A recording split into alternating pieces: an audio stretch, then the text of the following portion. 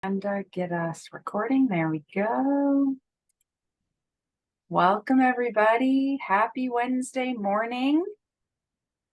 Welcome to the Evergreen Reportable Events and Progress Notes Enhancements webinar.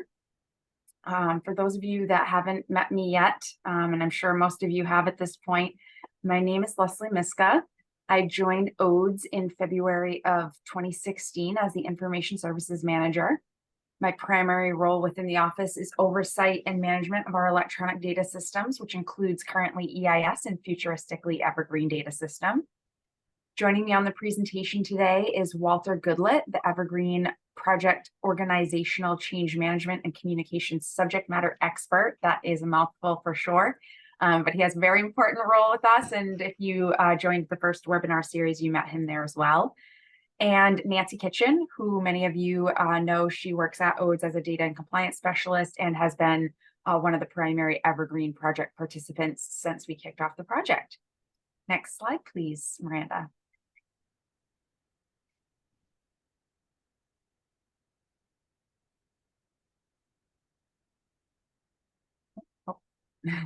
Over the next hour, we plan to share, or I plan to share, a little bit of project background, the enhanced features of the Evergreen Reportable Event Form and progress notes, some next steps, details for how you can stay engaged and get some additional support, and then we'll wrap up with answering as many questions as we possibly can live on the call. Just a couple of housekeeping items before we get started. Participants have been added to the meeting in listener mode. Therefore, your line is muted and you will not be able to use the chat. So we ask that you type questions into the Q&A using the Q&A icon that you can find at the bottom of your Zoom window. And we will answer as many of those questions as we possibly can while we're together on the presentation. Any questions that we are unable to get to will be, and have been entered into the chat, will be responded to via email after the series ends and posted to our website. Next slide, please, Miranda. The purpose of the Evergreen Data System project is to implement a single electronic system to replace the office's three major legacy data systems. That's EIS, MAPSIS, and MeCare. The project is being completed in a phased approach. This is the first phase, which included 3 releases. The first was a pilot release back in May of 2019. The second was for our adult protective services and guardianship conservatorship programs, and that was in June of 2020. And the third is upcoming, and that's for our developmental disabilities and neurobehavioral programs, and that is planned for January 16th, 2024.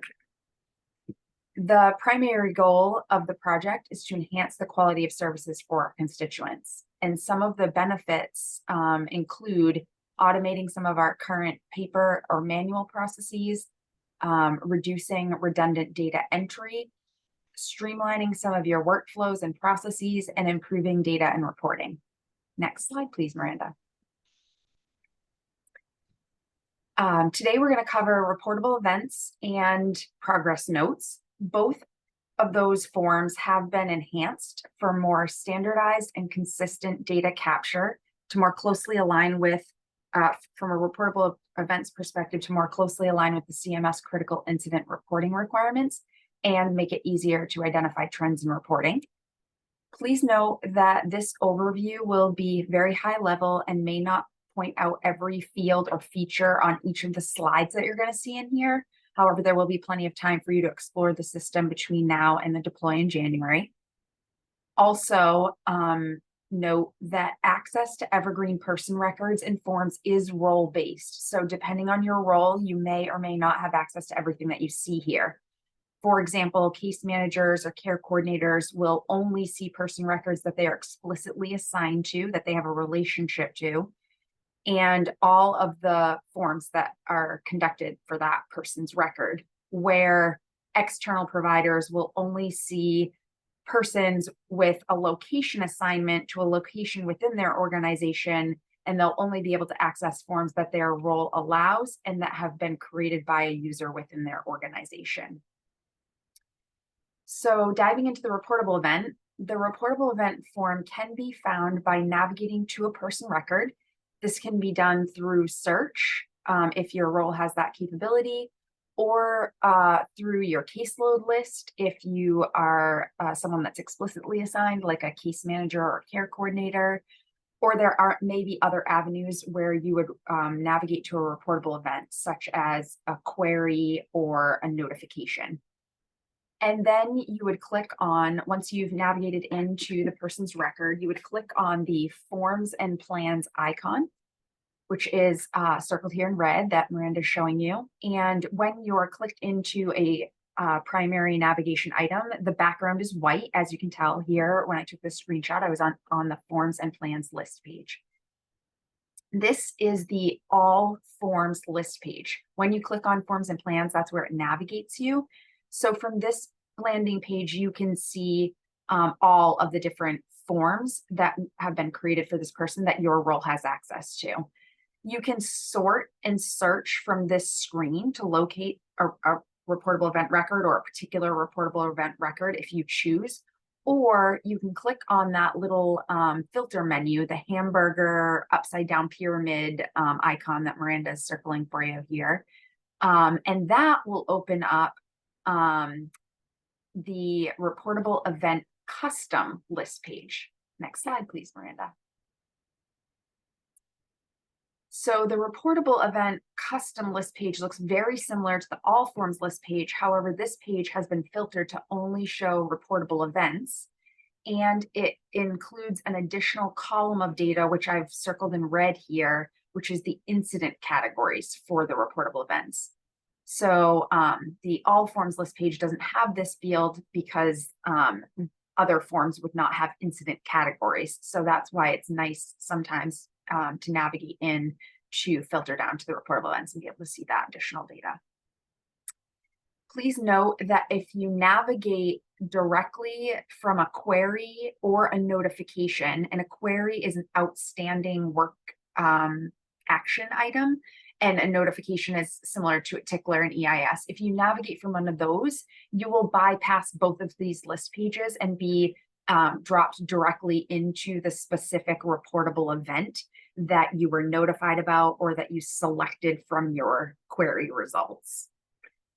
If your role includes the ability to create reportable events, you can do so from either the All Forms list page or this list page by clicking that plus new form button that's in the upper left of the central content area. Next slide, please, Miranda. Upon creation of a reportable event, so after you've clicked that plus new note form field, you will be dropped into this reportable event form, and you will be on the reportable event tab of this form, which will have a status of in progress. All sections of the form will be defaulted to collapsed, and you can either use the expand all button, that Miranda's showing you right now, to open them all up at the same time, or you can use the little caret arrow icon that Miranda's showing you right now that's next to each section to expand them manually one at a time. As with any other form in Evergreen, you can also scroll to see all sections of the form, or the note in this case, reportable event form in this case. Or you can click the toggle icon that's in the upper right-hand corner that Miranda is showing you right now, and it will pop open the quick scroll menu for this form. So this shows you all of the form sections header names, and you can click on any one of those and the system will navigate you directly to that section without having to scroll. Next slide, please, Miranda. To edit or populate each section of the reportable event form, you'll need to expand and click on into that section to get the edit modal to pop up. This screenshot is showing you an opened edit modal for the incident section, which is the first section of the reportable event form. One of the new features of the reportable event form is the capture of the incident discovery date. That's the very first field here, and it's called incident discovery date. This is different than the actual incident date itself. So there below that and below the description are incident start dates and incident end dates. If the incident discovery date is more than 1 business day from the incident start date, then you will also be required to provide a reason for the delay of reporting, which is what Miranda is showing you right now.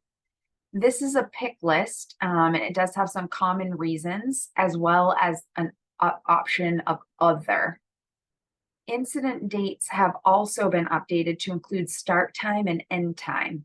These are required fields, so if the times are unknown, then you should populate with the closest possible time and then check the "is this approximate" checkbox. This will indicate that the time is approximate. Next slide, please, Miranda. The Evergreen Reportable Event Form also includes a frequency of occurrence drop-down pick list with options of first occurrence, multiple occurrence, or continuing pattern.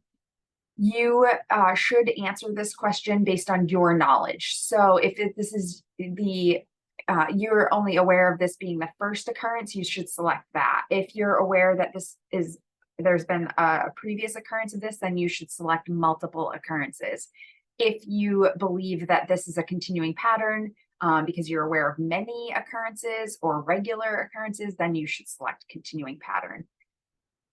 The text narrative fields in most forms and in this reportable event form have sometimes include ghost or guiding text, which is grayed out text that appears in the content area of that text box, as well as information icons. And information icons are little light bulb symbols. I know that's probably hard for you to see in this screenshot, but Miranda's showing you where it is. It's to the right of a field label. It looks like a little light bulb, and if you click on it, it will open up another window that includes the same guiding text or ghost text that was in your text field. And this is because once you start typing into your text field, your ghost or guiding text will disappear, and we wanted you to still be able to have access to that information. Next slide, please, Miranda. The incident location drop-down pick list includes several common options such as hospital, residence, public setting, and several others, as well as an other option, which is what I selected for this screenshot here. Because I selected other as my incident location, the system also presented me with an additional text field labeled other incident location.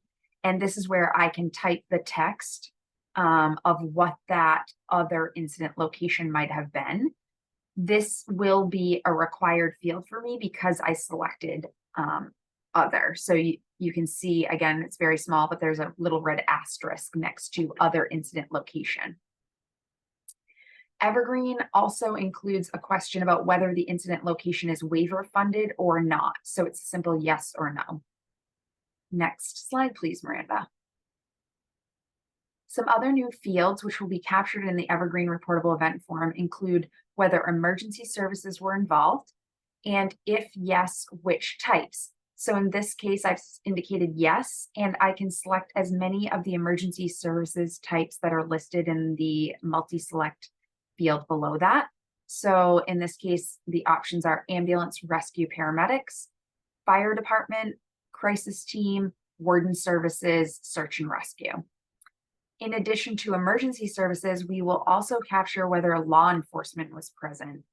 If we answer yes, which I did in this example, then we will also be asked to indicate why. And there is a drop-down list of options for the why response, including a response of none of the above. So if none of the drop-down values appear to align with the reasoning, then you can always select none of the above.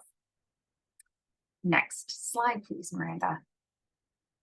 We will also capture whether the incident resulted in an emergency room visit and whether there is any suspected abuse, neglect, or exploitation.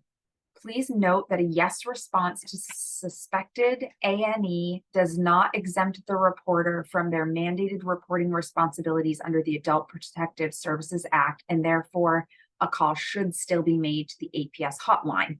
This message is also displayed in yellow on the screen as a reminder. So in that middle box, you can see Miranda showing you there's some yellow highlighted text.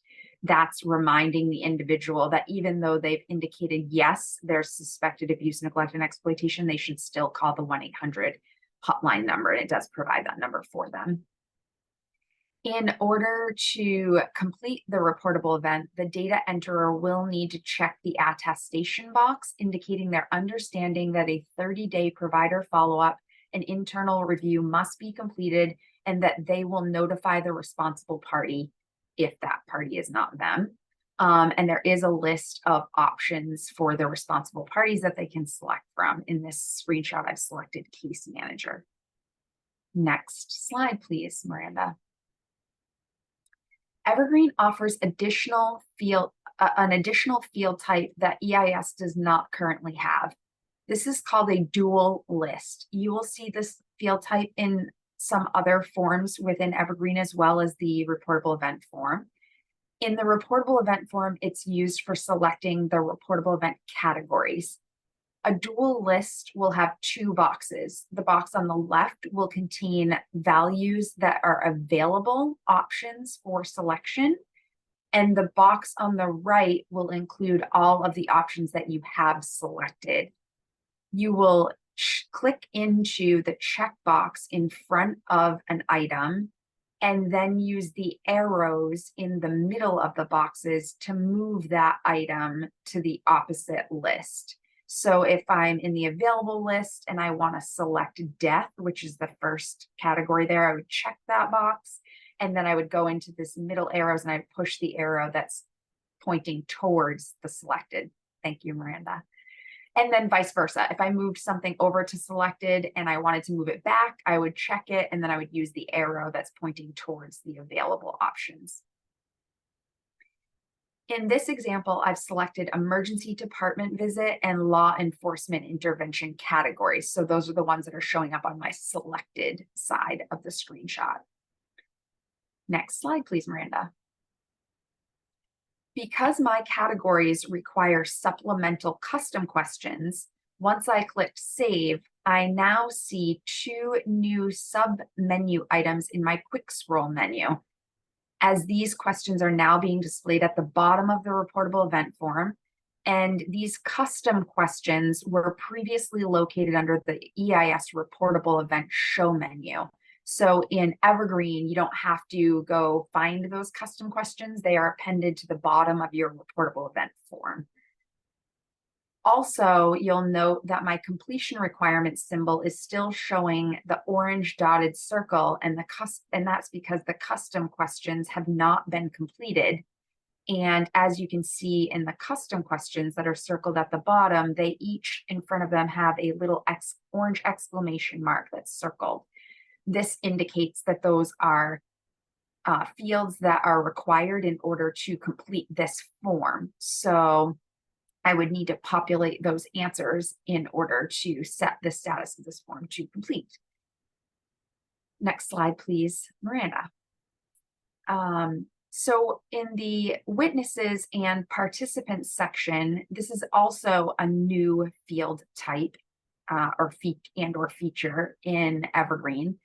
And that is the multi-add list. So you can see it's kind of grayed out because I have the pop-up in front, but I clicked on this plus add witness / participant button. This is the multi-add list button. And when I popped on that, it opens up this modal that will have a field set in it specific to the data capture for a single witness or participant. And then if I want to add additional witnesses or participants after I've completed these fields, I would just simply click that green button again, and it would open up another empty set of fields for me. So once you open the witness participant fields, you will be asked for the relationship to the person. This is an additional feature in Evergreen where if I select the option of contact or staff member from this list, it will allow me to select a contact person from the individual's person contacts on their person record. Or if I select staff, it will allow me to select an assigned staff person from the person's record. In this example, I'm going to select contact. Next slide, please, Miranda. So here, after I selected contact, I navigated to the list of contacts on the record, person record, and I chose Lesley Test. That's the person that I am using in these screenshots. I chose her mother, whose name was Mother Test. And so in my screenshot here, you can see that the system pre-populated the name of this contact, Mother Test, as well as the relationship, which is mother, biological, and the mother's role, which in this case was private guardian full. Next slide, please, Miranda. Once all of the reportable event required field forms have been populated, you will be able to select the status of submit from the status field. In order to do so, your completion requirements indicator should look like the example here, where it's got just green check marks in front of the icon, instead of the orange dotted circle that we were seeing previously.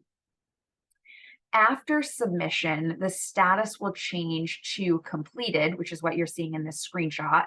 I've already submitted when I took this screenshot, and it's showing me a status of completed, as well as any comment that might have been added upon submission, which I did add a little comment here that just had the date and my initials, but that might have some additional details. And then below that, you will also see a new status of confirm. This is for the assigned case manager or care coordinator. This status will be used to acknowledge receipt and review of the reportable event. Just like in EIS, the assigned case manager, care coordinator, crisis staff, and now quality assurance staff will receive a notification for each reportable event submitted. Assigned case managers and care coordinators and their supervisors will begin receiving daily notifications 1 business day from completion of any reportable event which has not been updated to reflect confirmation. So case managers, care coordinators should once they receive notification of that reportable event, should navigate in here and review the event and select confirm once they've done that. Different from EIS, the progress note is not attached directly to the reportable event. So upon review of and confirmation of the reportable event, the assigned case manager or care coordinator should also enter a progress note, and they should select the activity type of reportable event review, reportable event follow-up, sorry.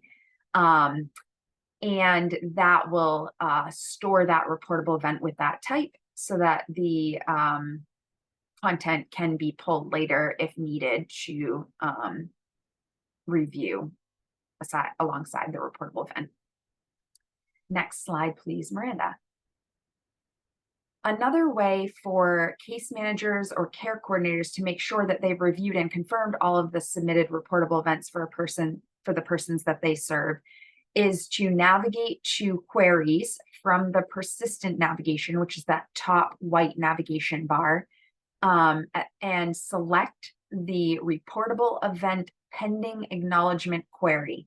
This query can be run without any filter criteria, and that will give a comprehensive list of all reportable events that individual has not yet reviewed and confirmed.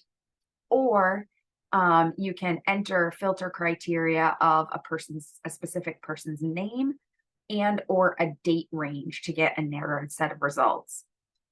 In this screenshot, there's just one result showing, and that's for a person named Ruby East in the system. And so to navigate to this specific reportable event for Ruby East that still required my confirmation, I would simply click on that row in my results. And once I've done that and navigated to Ruby's record and set the status to confirmed, if I were to run this query again, I would no longer see this record because that reportable event has been confirmed and will drop off this list of results. Next slide, please, Miranda. 30-day provider follow-ups can be submitted with the reportable event or anytime after the reportable event has been completed. The follow-up form is located on a separate tab within the reportable event form itself. When you first click on the tab, the screen will look like what you're seeing in this screenshot, where you'll have a message indicating that no provider follow-up record exists, and it will have this plus provider follow-up button directly below it. Next slide, please, Miranda. Upon clicking that plus provider follow-up button, you will be directed into the provider follow-up form that was created, and it will look very similar to your reportable event form in that this status will be in progress. Your completion requirements will not be met because you haven't populated any of the data yet, and that will be indicated by the orange dotted circle. And all the sections will be defaulted to collapsed. So just like the reportable event form, you can expand all of them using your expand all icon, or you can manually expand them one at a time using your caret message icons. And you can also click your toggle edit in the upper right to display your quick scroll menu of all of the sections of the provider follow-up, which happen to be follow-up details, internal review details, remediation action steps, future remediation action steps, and comments. Please note that the full reportable event, provider follow-up, and death and mortality review forms will be covered during role-based training in December. Next slide, please, Miranda. Moving on to progress notes. Just like forms and plans, progress notes can be found by navigating to a person record or through search or your caseload list. And then you would click on the progress notes icon in the primary navigation on the left-hand side. So in this screenshot, you can see it's white. I didn't circle in red, but Miranda's showing you right here that it's the progress notes icon. And that's in your primary navigation. And once you click on that icon, it will bring you to the all progress notes list page, which will contain a list of all of the progress notes which have been created or migrated for this person.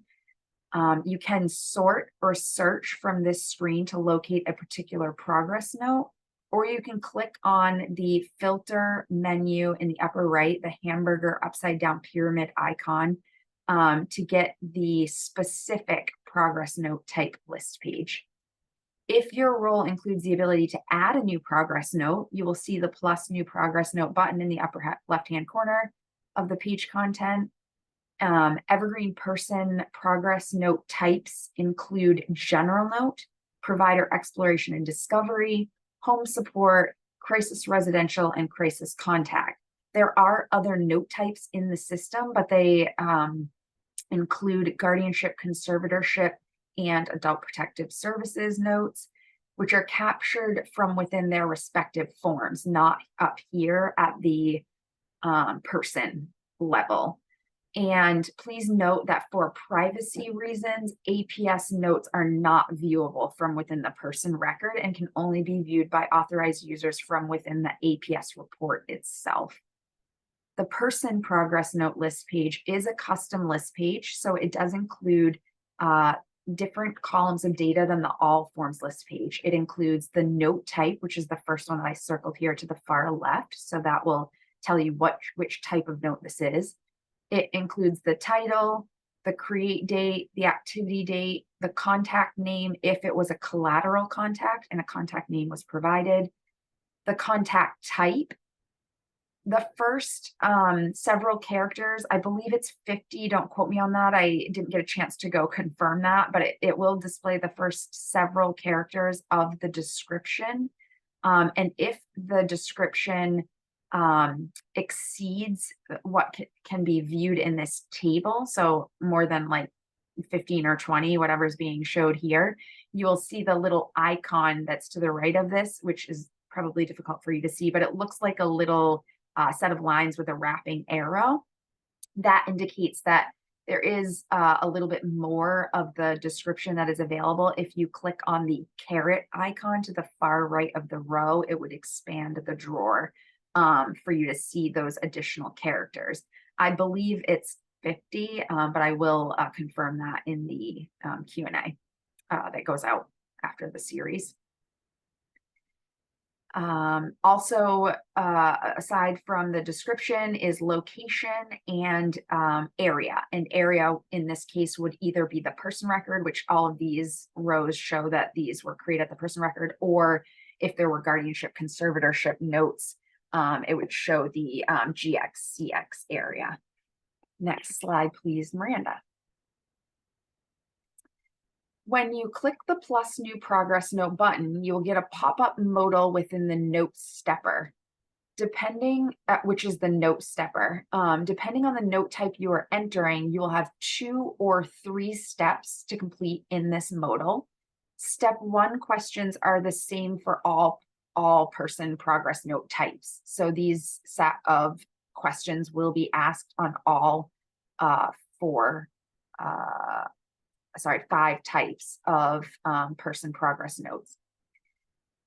In this example, I've selected general note from the note type dropdown and added my title and activity date. Those are required in order to move into the next section. Next slide, please, Miranda. I then used the editor to format my note description. Options for formatting include, but are not limited to, bold, italics, highlighting, bulleted lists, tables, etc. So you can see I used all of those items in my description here. I bolded very important. I highlighted update the PCP. I started a bulleted list with item 1, and I put a little table in here with a couple of rows and columns. I then selected my contact type of a virtual video meeting and provided the hours and minutes that I spent on this activity. In this example, I indicated 0 hours and 45 minutes, and then the system converted that into 3 units and displayed 3 units for me. Next slide, please, Miranda. Upon saving step 1, I'm brought to step 2, which is the custom questions related to this specific note type. So you can see it says to general note. If I was in a different note type, it would say to and whatever that note type is, and the questions would be specific to that note type. For general notes, these questions include whether it was a billable contact, yes or no, and a multi-select choice for activity type. In this example, I indicated this was billable and that it was a home visit. This is where you could, if you were doing your reportable event follow-up, you could select reportable event follow-up as your activity type as well. And also to note that only specific contact types would give you step 3. Next slide, please, Miranda. So in this case, I received slide 3, the safety assessment, because I selected a contact type of virtual video meeting. It's asking me to assess safety. If I had also, the other option would have been if I had done a in-person visit, then it would give me these questions as well. These questions are intended to help ensure the safety of the persons that we serve, and the questions are aligned with the Adult Protective Services structured decision-making safety assessment questions. You can select as many factors affecting vulnerability and or as many factors affecting safety as you observed during your virtual video or in-person meeting, or you can indicate none apply in one or both. Then then save, and you'll be navigated into the progress note to capture any history and or exploration and discovery that you may have obtained. Please note that just like EIS, progress notes will be locked down 24 hours after creation. So you shouldn't start a note until you have time to complete it. And notes can only be edited, deleted by an ODES admin after they have been locked down. The only exception to that rule is the end date of the exploration and discovery content, which can be edited by the creator at any time. Next slide, please, Miranda. So in this screenshot, I'm showing how to add exploration and discovery. This is also a multi-add list. So you can see down at the bottom in the left there's a green plus add exploration and discovery button. I've clicked that before I took this screenshot, which popped up the modal that you're seeing in the middle of the screen. Exploration and discovery content is added to help support the comprehensive assessment and person-centered planning process. This content is added under one of the 8 Charting the Life course domain categories and a subcategory within that domain. Content type can be one or many of the following: strengths, barriers, goals, risks, what is important to or important for that person, or what's working, not working for that person. History items can also be captured from within the progress note by using the history widget in the upper left-hand corner of the content. Also grayed out because my pop-up modal is over this slide. For more details on history, please refer to the new features benefits webinar recording where we covered person record. Next slide, please, Miranda. Case managers and care coordinators will have access to pull the exploration and discovery report. This data can be pulled for a specific date range, typically within the most recent plan year, and from either general and or provider exploration and discovery notes. The report can be run from the reports tab, but is more useful if run from the widget that's hiding behind this screenshot. But in the person banner, the green person banner, there is a print icon, and the exploration and discovery report is listed under that print icon. Yeah, thanks, Miranda. And if run from here, it will give you a list of just the exploration and discovery for that individual. So that's likely where you should run that report from as a case manager or care coordinator. And it will give you all of the exploration and discovery within the date range that you indicated, and if you've said from general and or provider exploration and discovery. Next slide, please, Miranda. The results will be displayed to you here under preview, and then you can export those results into an Excel spreadsheet for further analysis, sorting, slicing and dicing, or even better, copying and pasting. So prior to starting your annual comprehensive assessment process with the person, you may want to come in here, run this report, export it to Excel, and then you can copy and paste some of the exploration and discovery items that were found throughout the year, and you might want to incorporate into your comprehensive assessment and or person-centered plan for that person. Next slide, please, Miranda. So what's next? If you haven't already registered for the last informational webinar that's being offered November 13th through the 15th, we encourage you to do so. We will be sharing a sneak peek at the streamlined person-centered planning and prior authorization process in that series. You can find links to register in the monthly email communication that was sent out on October 20th or on our project website. Continue to read our emailed communications, which will be sent out after each of these webinar series.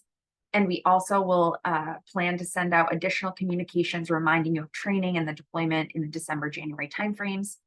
Please continue to work on cleaning up your EIS data to ensure the most successful migration possible. You can find details about the steps for doing so in the September 25th emailed update on Evergreen Release 3 rollout. And please register for your role-based training topics when registration links are posted a little bit later this month. It's already November 1st. I can't believe that. But we will be posting the registration links hopefully within a week or so to our project website, and we will send an email communication letting you know when those have been posted. Next slide, please, Miranda.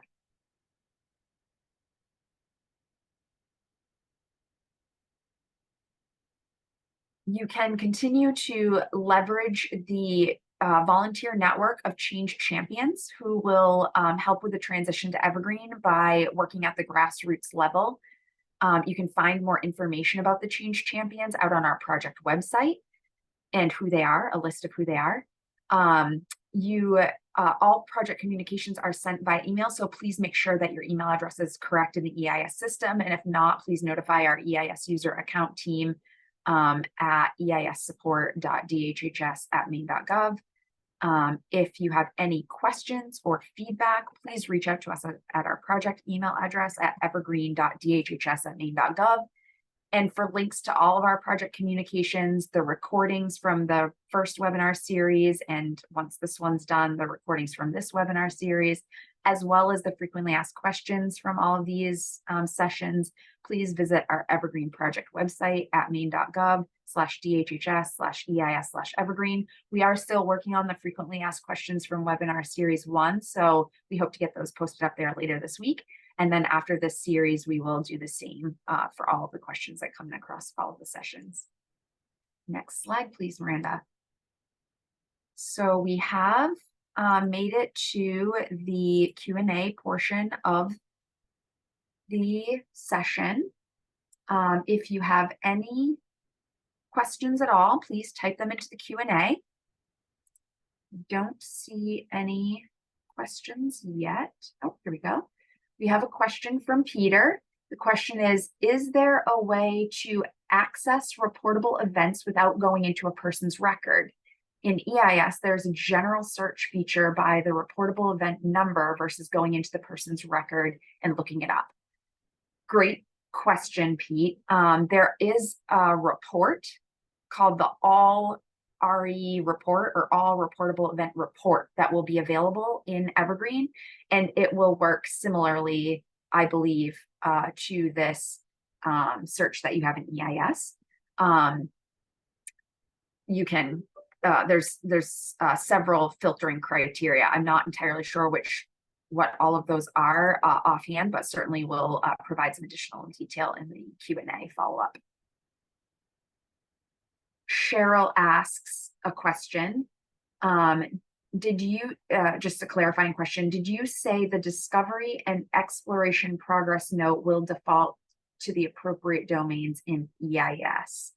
I think, Cheryl, what you're asking about is when you add exploration and discovery to a progress note, you do need to select a category, and you're wondering, do those categories align with the domains that are currently in EIS? And yes, that is correct. So currently in EIS, we're using 8 Charting the Life course domains in the person-centered planning process.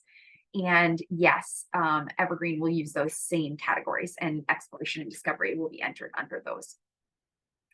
Emily asks, is the ability to assign follow-up limited to the same agency, or could a case manager assign a home support agency for follow-up? Great question. So you're not technically assigning a person for follow-up.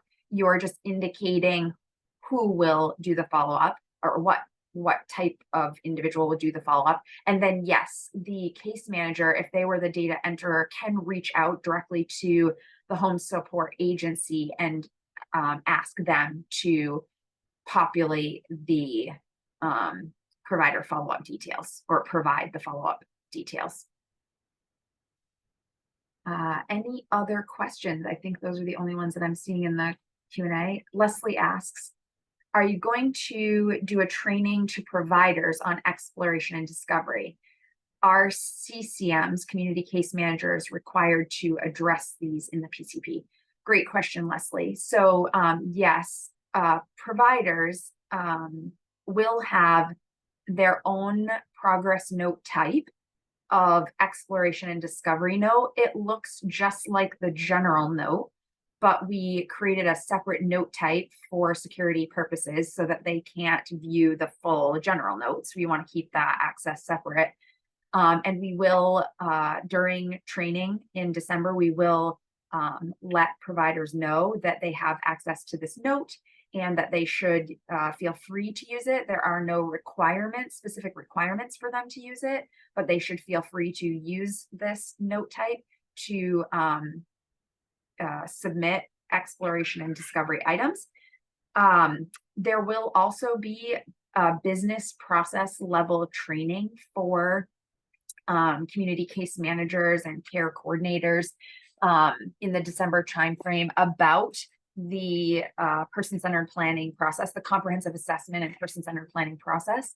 So I'm sure we will respond to the question about whether or not you'll be required as a community case manager or care coordinator to reference and incorporate those items. I do not have the answer to that question specifically right now, but we'll be sure to cover that in the business process training related to comprehensive assessment and person-centered planning in December.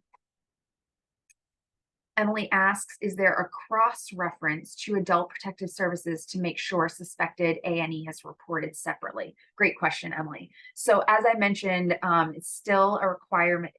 The indication in the reportable event that there is suspected A&E does not exempt the mandated reporter from also reporting. However, there will be sort of a quality check. There will be a notification and or report available within the system for adult protective services staff, quality assurance and or adult protective services staff to monitor that and ensure that they are receiving the reports that they should be receiving. Any other questions? I don't see any additional questions in the Q&A right now, but happy to answer any additional questions. We do still have a few minutes left together.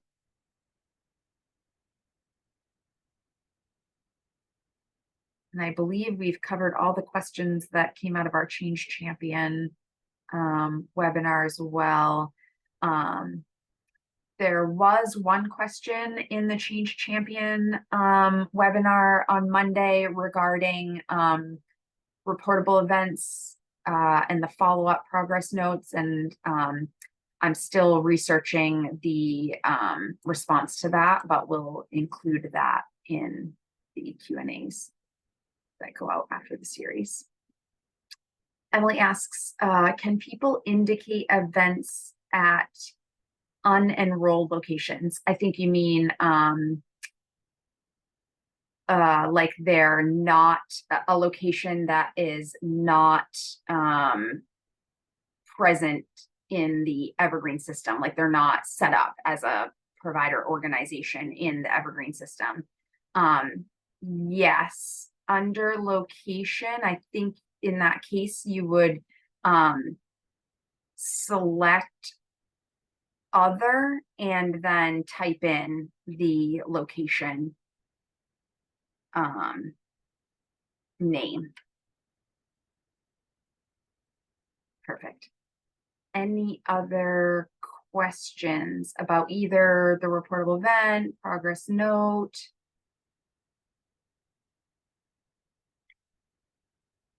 Some great questions this morning. You guys are right on it. Thank you so much. I'm not seeing any other questions currently.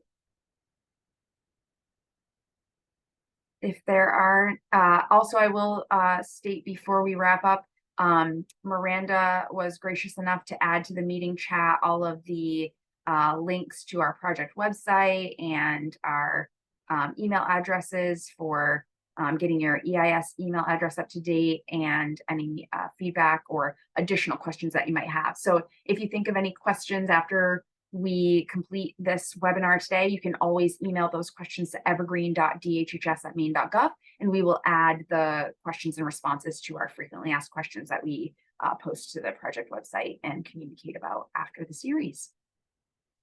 And I still don't see any additional questions, so I think we can certainly wrap up for today. I want to thank you all again for joining us bright and early this morning for this webinar, and look forward to hopefully seeing you all at the series on November 13th around person-centered planning and prior authorizations.